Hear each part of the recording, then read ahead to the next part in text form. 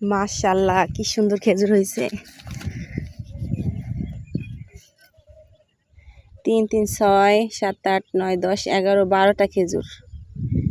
কি সুন্দর একটা চিকন একটা দেখ, একদম চিকন বাদা 12টা খেজুর হয়েছে।